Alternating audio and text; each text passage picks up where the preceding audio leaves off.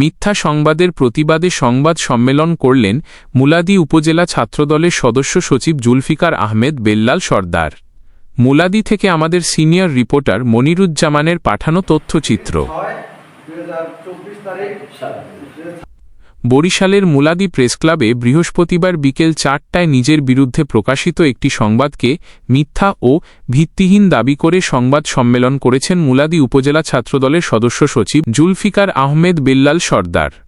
সংবাদ সম্মেলনে লিখিত বক্তব্যে তিনি বলেন, গত ৩০ জুন স্থানীয় ও জাতীয় কয়েকটি গণমাধ্যমে তাকে জড়িয়ে যে সংবাদ প্রকাশিত হয়েছে তা সম্পূর্ণ মিথ্যা, বিভ্রান্তিকর ও উদ্দেশ্যপ্রণোদিত।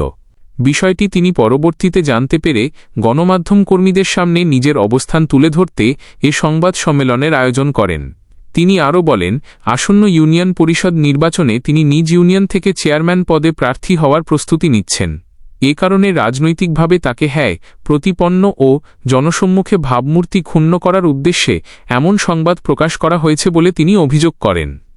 জুলফিকার আহমেদ বেল্লাল সরদার দাবি করেন, প্রকাশিত সংবাদের ঘটনার সঙ্গে তার কোনো ধরনের সম্পৃক্ততা নেই। এ বিষয়ে তিনি সংশ্লিষ্ট ইউনিয়ন পরিষদের সচিব জাকির হোসেনের সঙ্গে কথা বলেছেন। সচিব তাকে জানিয়েছেন, প্রকাশিত সংবাদের বিষয়ে তিনি কিছুই জানেন না এবং বিষয়টিকে বিব্রতকর উল্লেখ করে দুঃখ প্রকাশ করেছেন। সংবাদ সম্মেলনে উপস্থিত ছিলেন বরিশাল উত্তর জেলা যুবদলের যুগ্ম আহ্বায়ক শাহ আলম হাওলাদার, মুলাদী উপজেলা স্বেচ্ছাসেবক দলের সদস্য সচিব মো.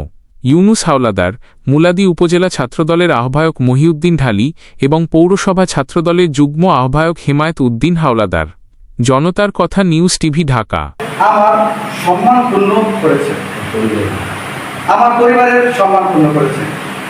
আমি আপনাদের মাধ্যমে এই সংবাদের তীব্র নিন্দা ও প্রতিবাদ জানাচ্ছি এবং আমি আপনাদের সাংবাদিকদের ভাইয়ের উদ্দেশ্যে বলছি, যারা এই কুচক্রী মহল আমার বিরুদ্ধে মিথ্যা অভিযোগ করছে তাদের সর্বোচ্চ বিচার আমি আপনাদের মাধ্যমে দাবি জানাচ্ছি।